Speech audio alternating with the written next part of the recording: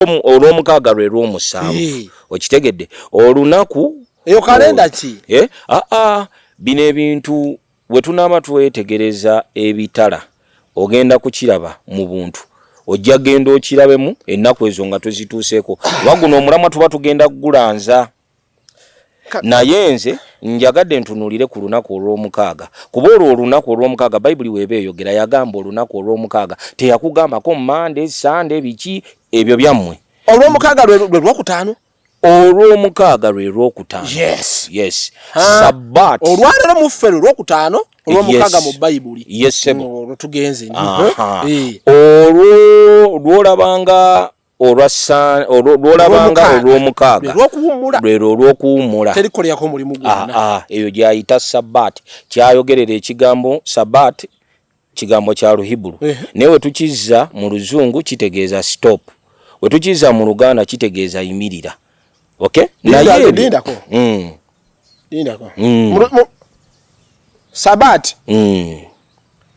gwe gye muyita Sabbath kataterwa ki abantu ninga ekigambo mu Luhibulu kye bayita Sabbath kitegeeza yimirira era ekigambo Sabbath kyava mu ekyo ekigambo kye mwogera yesebo Omwadvent bana batusonyiwe tetubalumba yesebo naye Omwadvent asinza kwolwo olw'okuyimirira olunaku lw'okuyimirira yaluteekawo n'alufuula holi bamusinzizengako olwa Sabbath era Omwadvent mutuufu nnyo ndi musajja mukkiriza ndi musajja muloko naye njagala tunywerere kuki ku mazima okitegedde Omwadvent mutuufu bwe tuba nga tutunuulidde kitala naye tuddeyo ku mulamwa nina ebintu bye ngenda okugamba olwaleero njindako yesebo kitegeeza muzikiriza zonna ezikyaliwo yesebo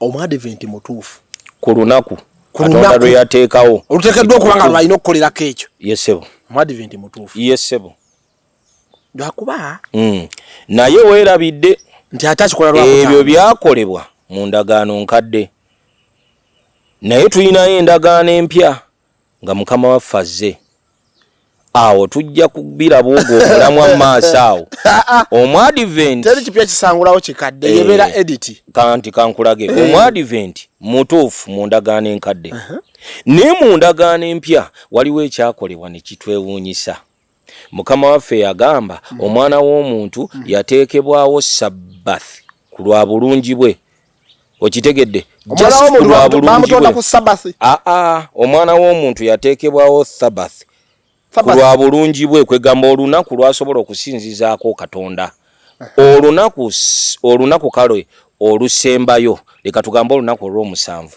Katonda ali talina kyatonda yayimirira era n'alufuula holi n'angamba na buli kintu kyonna kyentonze ddala abantu okitegedde balisinzanga ku lunaku olwo nabo baliwummula byandagaano nkadde naye mu ndagaano empya Mukama waffe Yesu Kristo ngazze yagamba omwana w'omuntu tafugibwa Sabbaato ne Sabbaato yateekebwawo lwa bulungi bwe okugeza oli yamulumba n'amubuuza lwaki owonyezza ku lunaku luno nina kyenjaga kubuuza yesebo ekikulu ntutte nnyo mu bibiriko kati mbadde njagala ogwo omulamwa tujja gujjako n'ekibuzo kasooke nkireke tusooke tuddeyo okubuulira tuyingidde nnyo bibiriko wabadde ombuuzizza ekibuuzo kyabadde nti omuntu yaani omubiri gukolwa naki era omuntu oyo waafa addawa nenjagala nsooke nkunnyonnyola omuntu ogenda n'okwewuunya ebintu bingi by'obadde otamanyi nga baabikweka naye nga bituufu ng'ate woona binoonya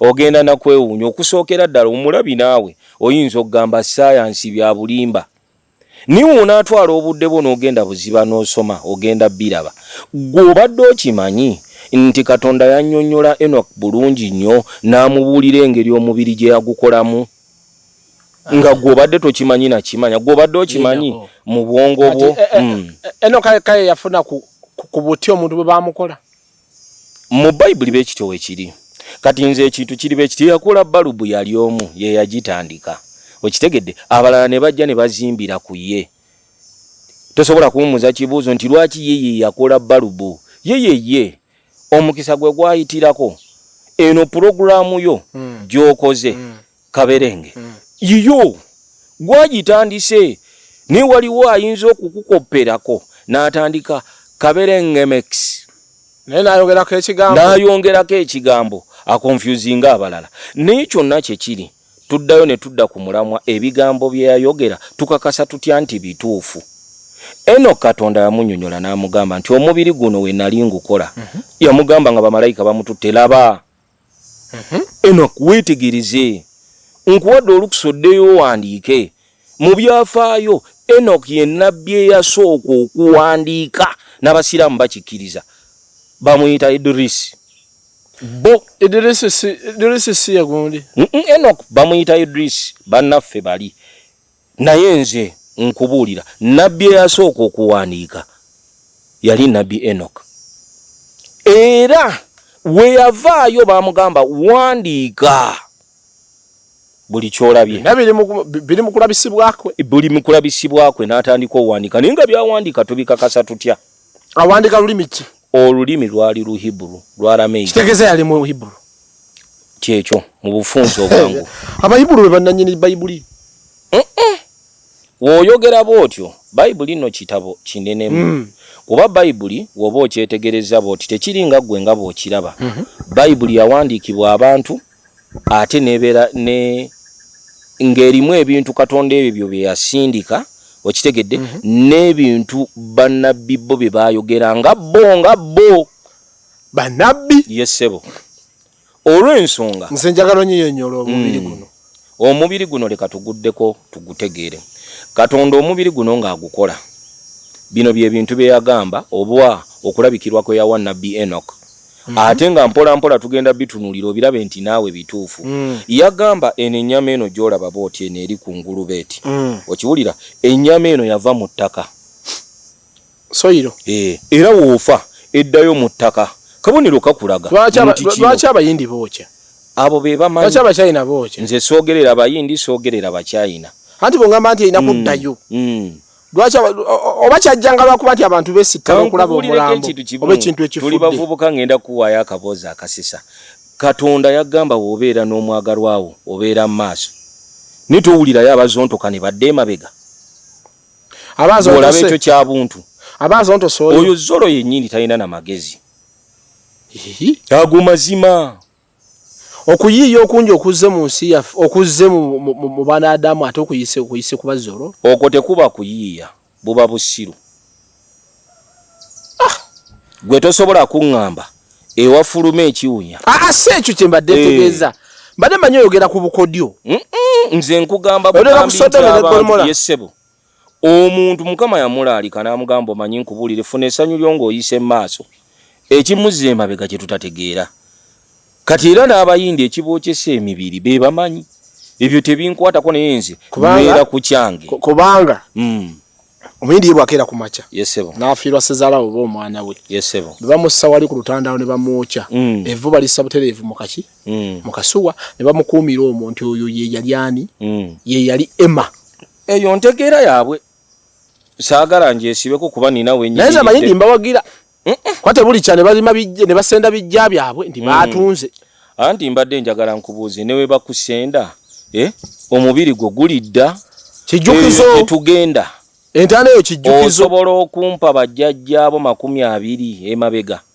ng'abaliwa ate nze nabalaba lwaki tewabalaba nze ndabye ku mulembe gwange anti gwe weereeta wekka kakati nze ndaba bijja byabwe olaba bijja byabwe osobola okubamenyera bajjajjaabo 20 era we mba nsobola okumenyako be nsobola okutandikirako nga mpayira nimanya kati njagala kumenya oyinayo nga 3-4 tosobola kuweza 20 omanyi gye baalaga badda mu ttaka eyo formula n'ekyusibwa oyo ye mutonzi oba ate oyakikola tebirina kye bigasa gino emibiri gy'ogamba bino byonna bye tukaayanira bwe bukya ne bantu Katonda naba nga yanzija mu ttaka yesebo kati wano nkunnyonnyola ku mubiri guno omubiri gwava mu ttaka Enoch baamunnyonnyola bulungi kino kyogenda okuba ngenda kigamba nayo jja kiwakanya naye nga mazima obadde okimanyi nti amagumba agali munda mu ggwe Katonda yagajja mayinja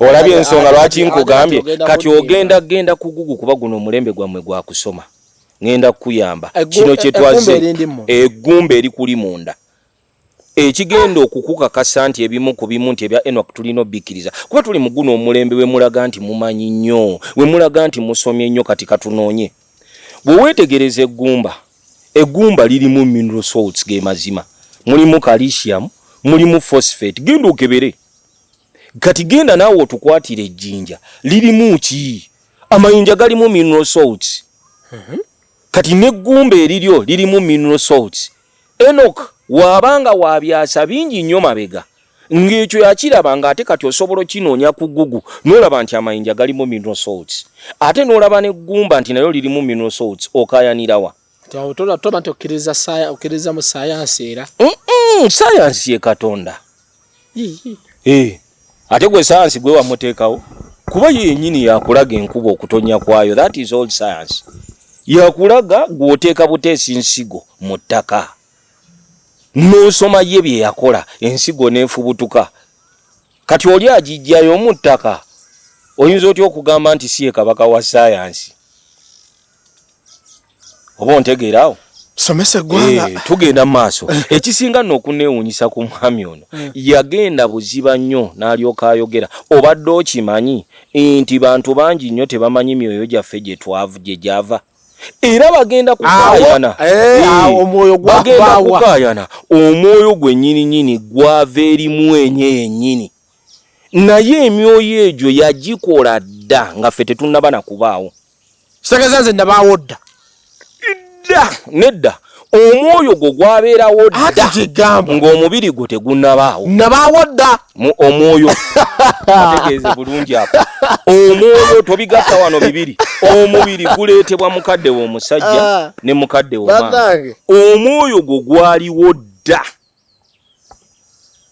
abatulaba ku Kaberenge Media obadde okimanyi nti omwoyo gwe bakussaamu obeere kyobadde gwe wenagenda atulaba waliwo dda nga tomanyira gy'oli kati wakajja omanye nti kwoli ku nsi kuno naye nga tomanye nti wabeerawo kodda emyoyo ng'enensi ekyaliwo Katonda yali yagikola dda kyova olaba mu Bayibuli alina ekigambo kye yayogera nakumanya nga n'okuzaalibwa tonnazaalibwa yamanya nakiki gwe kyonaakola ekintu kino kitera nnyo okubuzaabuza abantu waliwo omukwano gwange yambuuza nagamba kati Katonda wabanga yakimanya nga amanyi nekyengenda okubanga amanyi ngenda kgenda mu muliro lwaki yandeeta ebyo bye bituleese tunnyonnyola ebyo bye bituleese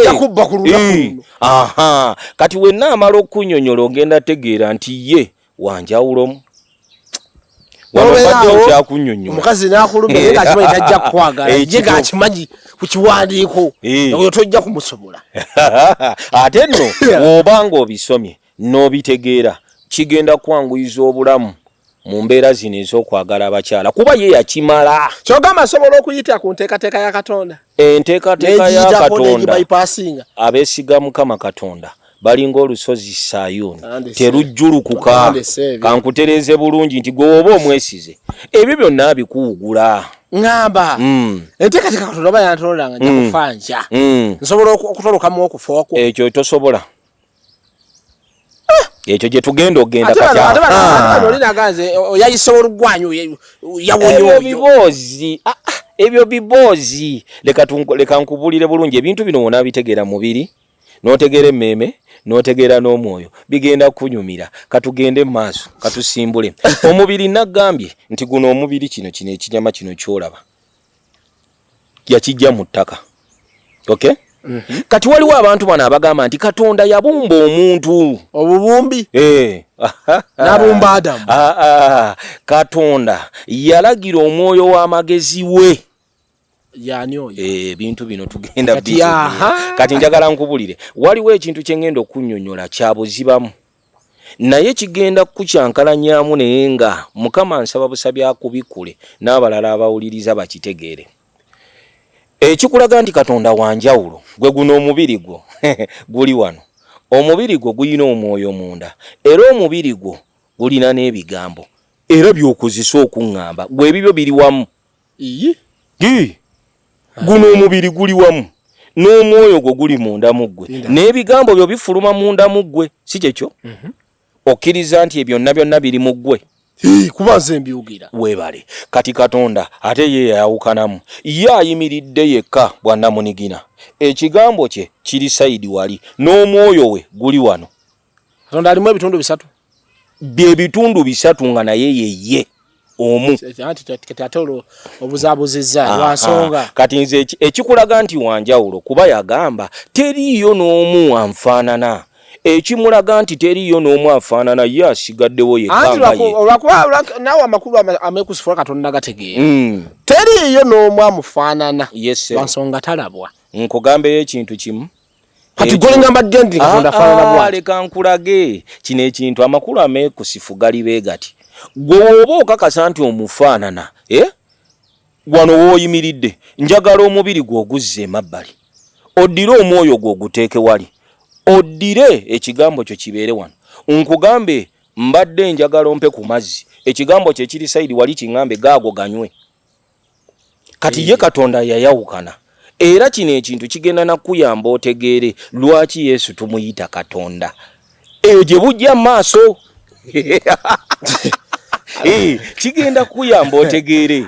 Naye kati nga tetunagendeyo tusooke tugende wano. Bwe mbadde njagala. Omubiri. Mbadde nkugamba kino ekinyama kyolaba kyava mu ttaka. Amagumba gava mayinja. Ngenda kugambayo akantu akasesa eno kakeyayogera ng'era abantu bakabuusa amaaso. Omusaayi gwo nkikuddiramu banoonye omusaayi gwo gwava mu dyu. Guno omusulo gw'okumakya baguyita batya mu Luganda? Suulwe. Oba ye suulwe dyu gwe musaayi mwe gwava. Buno obugwa ku muddo. Ogwo obuzizi guba guyita batya? Kalenge yagudde. Kati yagamba nti omusaayi gwava mu kalenge mu dyu. Byonna ogenda biraba nga bibuzaabuza naye mudda n'okunoonyereza. Kalenge ono okumakya anti gw'ogenda mulaba nga ali colorless. Ne nkubuuza ekibuuzo kimunywa amata meeru naye ate n'ofulumya enkali. Awo sayansi omanyi nti munda tulinamu akasengeja ne bikyusa kala ne bijijja ne bakakenenula biri ne bakulekerawo kye bakulekedde. We bikakenenula gw'okakasa otyo oba Katonda ye tasobola kubitereeza n'akolamu ekintu ekimyufu. Mbulya bwakola ddi omusaayi. Ekyo kyo yakinkweka. Awo wenjagala. Kubanga nze ddiu sigenda kwogera amazzi gayinaako kumanya. Amazzi gano yesebo ogalaba gano byesebo gali colorless. Twandigambye nti bagalina transparent. Yesebo bw'ojja kumakya amazzi gano ate go ne gabanga ge gakola omusaayi gw'omwana Adamu. Anti nange awo wenkubuuliza enjuki erya bbi n'erya ebintu ebitakwatagana n'efulumya omubisi ekikola etya? Era byonna bivaamu. Anti nyinyonnyola olya bbi mubisi era abaamu anti bweba yagendayo ekola otya de bigwoma yennyini gatireyo Katonda bamanyi bye yagikola. Weebale kuŋŋamba nti Katonda yamanyi kati nange ekyo kirekere Katonda. Katugende maaso ekyo kyakunoonyereza. Obadde okimanyi nti ne veins zino eziri munda ezitambula capillaries arteries obadde okimanyi nti yazikola muddo. Gano mazima. Kiki yakola muddo? Veins zolaba ezikuli munda mu mubiri. Arteries zolaba yes. Simanyi we nakizza mu Luganda. Arteries, veins ne capillaries ebyo byonna bitambuza musaayi munda. Waliwo ezimu ezitambuza omusaayi nga gulimu oxygen, waliwo endala ezitambuza omusaayi nga guli deoxygenated. Okitegedde? Naye ebyo byonna ebiri munda ebitambula. Ezo veins ezo zolaba ezikutambula mu mubiri. Emisuwa. Yagijja muddo. Awakana bino ebintu tetuli mu bya kayana. Yagikola mu kisanda? Yabijja muddo teyagutubuulira muddo ki eno teyagogera. Abula bannange. Olwalero luno nakiguddeko. Ate kino ekintu kirungi nga woonoonye ebintu ebirala. Kwate okunoonyereza okujjawa mu kitabo kya Enoch ekyabula kye Enoch ekyokubiri. Bino ebintu bye babagamba abazungu be bazze baleeta naawe peregesi tumuveeko. Ethiopia yensi mu nsi muno etafugwangako. Ethiopia tecolonizing bwangako. okitegedde ebintu byayo ebikuumye nga tebikwatwangako. Bayibuli y'aba Ethiopia eyina 2 Enoch, ekitabo kya Enoch ekyokubiri. Genda mu kitabo kya Enoch ekyokubiri vaasi ya 3 akanyiriri ka 9 ajja kunnyonnyola bulungi bino byonna bye nkunnyonnyola. Bakiwulidde ekyo? Bagende ku vaasi yakumeka? Nkugambye mu 2 Enoch, okitegedde kitabo ekyo bakijjawa vaasi ya 3 ne ku mikutu gye giri ku Google. Osobola okifuna, osobola okujjayo, okitegedde. Anoonya atya? Omuntu weena anoonya agende anoonye the book of Enoch, 2 Enoch. Wana amalo kituuka kakisome. Abaddugavu bannange twejjemu obugayaavu. Buli kijja bagenda kituyisizaako batandike n'okutulimba ebiri mu ggulu ebiri emagombe gye batagendanga. Kyegeza naawe tokkiriza nti wali eggulu. Eggulu ate lyabaddewo. Katwogere mazima ekiriwo kati paradise. Era nayo topic. Ekiriwo kati paradise kino gye tulaga. Abantu boogera ku Gehena, Geyena, tebanga nawo kuba omumpembe tannagikola. Amazima waliwo kifo. Gwe nayagala kundeetesa mulamwa gwange nti omuntu bw'afa ddawa kubanga eyo gye tudda. Eyo gye tudda. Kati kankunnyonnyole ku mubiri.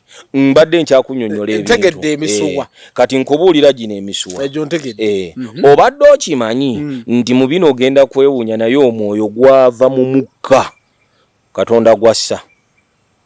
Mu mukka mwe yakola emyoyo.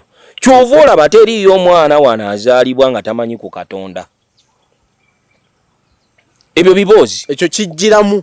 Kibujjiramu olw'ensonga alimu ekike. Ali mwoyo. Omwoyo gugwe. Omwoyo gwa Katonda? Era aguwa buli muntu. Teriiyo muntu atalina mwoyo. Teri muntu atalina bwa Katonda. Yes. Era kyova olaba tulinayo n'akayimba kano ke tuyimba iye gwe muka gwe nzisa. Okitegedde? Lwaki tukyogera? Mwali muffe. Kati no kankubulire ekintu kimu ekiseseera kigenda kukusanyusamu.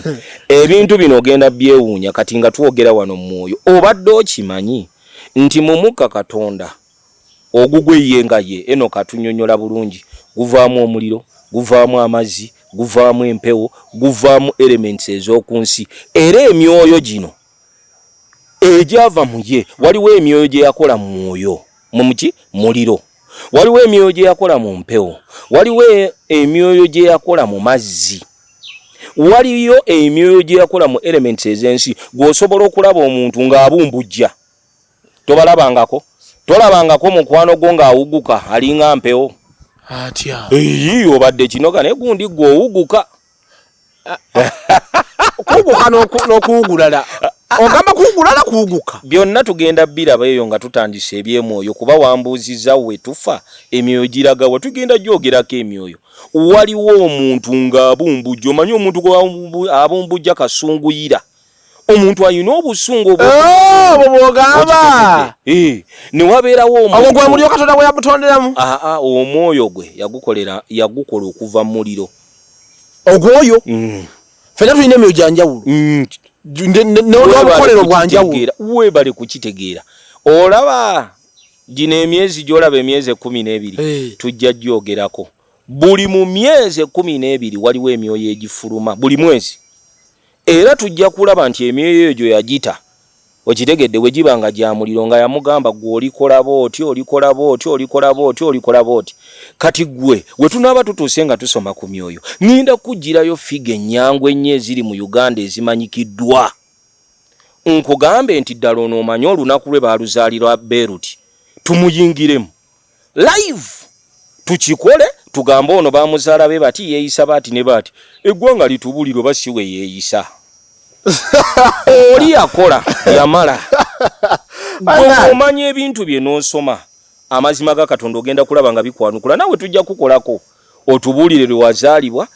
Olumala nkwebuulize gwe kennyini bw'otyo wooli. tulabo bosobola okwega menya ofundikire topic ene ya ey'omuntu yani ey'omuntu yani mbadde nkyakunnyonnyola kati tudda ku kiyitibwa emmeeme. Omubiri ndowooza ogutegedde. Omubiri guno oba ogulaba gulina ebinyama bino. Omubiri gulina ennyindo ezissa. Omubiri gulina amaaso agalaba. Omubiri gulina omumwa ogulya. Gulina emikono egikola. Naye Katonda yabikuwanga ayagala okola emirimu gye. Eno ensi erimu obwakabaka bwa mirundi ebiri. Buli omu asika mwoyo. Okitegedde? Anti kati bonna abakola ebya Katonda emyoyo gyabwe gigenda sooka genda mu paradise ng'olunaku paradise yebwa ekitundu ekyokwesiima mu Luganda ekyo kiri mu ggulu lya kusatu lyasooka okukolebwa nga gwe tonnabaawo kati ate waliwo eggulu eddala waliwo eryokubiri ne lino lyolaba lino lye lisooka baliyita shamaini muluki olwo Luhibulu okitegedde tugenda byonna nga tubiraba eggulu eryokubiri waliwo abantu bano abatunnyonnyola ne balyoka bagamba mbu simanyi n'ogenda wansi eyo yeewali amagombe ensi yeetooloola ontegeera kati kitwale nti lino lyeggulu erisooka eggulu eryokubiri okitegedde ekifo kyakubonaabona eggulu eriddako ekyo kyakwesiima oba toyagala era ojja kukola ebikolwa ebirina okukolebwa osanga byenkola nze simanyi gwe olina kubeera nga ebyo mutonzi wo yabisalawo ngenda kugamba akagambo ke boogera nti omutonzi yasalawo kuba oyinza okuba nga omanyi okola birungi nga gwe bagendako okitegedde ge mazima kuba nange simanyi wagendaga neza kuba ndowooza byokola birungi mumaze kuba ndi kukuba mbulira enjiri oliye kumbe mulamuzi wa tabbu waye tali angozi olaba akujjukiza lwe wayenda nakuza buli okubiri oyogedde amazima kuba ffe tuli bonoonyi kati tulina kwetagiriza naye nga twetegereza ku mubiri guno omubiri ogwo engeri gy'ogutegedde omubiri guyina ebintu bye gwetaaga mbadde njagala kati obitegeere tubyawule wakuba gye tugenda eyo mu maaso ogenda kuba ng'omusomo wagutegedde bulungi nti omubiri gwegulya omubiri gwebaka omubiri guzannyamu gukola exercise tetugamba mbu ate omwoyo gukola exercise omubiri gukolamu exercise kituma omubiri okukola ebintu ebyo tugenda bimanya gye tudda kati guno omubiri gukola exercise omubiri mu kukola exercise guzannya gwebaka gulya Mr. M ekyamazima amatuufu yesebo nandyagadde okulaba mu episode ey'okubiri yesebo kubanga kindabikidde okuba nti ososogodde kye bayita omubiri gwongezezzaako okugutegeera era n'abalabi baffe abalungi nsaba yadde gubaddemu cap bulimu engeri y'amasanyu n'okuyiga naye nsaga njagala ofokasinga eggwe wagenda okunyumira nze siriiwo ng'awakanya ono kubanga yatwala obudde bwe n'anoonyereza ossa n'okusoma ebitabo ebyenjawulo nze nange ndiwo okulisiivinga ku ekyo kyazze ng'asoma era neeyanziza nnyo okubeera nti nsobodde okutegeera omubiri mu buufu bwonna bw'oguyisizzaamu ogwa wano ogwaffe ogw'oku nsi n'oguli bibiriko tugenda kudda mu kabyomero kaffe ak'okubiri oba mu ka episode kaffe ak'okubiri nga tutunuulira ku kye bandiyise spirit ne soul ebyo ebituula munda mu mubiri tuli ffenna bwe tukomawo tugenda tutunuulira ebyo abadde success speakers ku kamera nange omwanjuzi oba omutesitesi omuweerezaawo BOAZ Kaberenge tuddemu mu episode ey'okubiri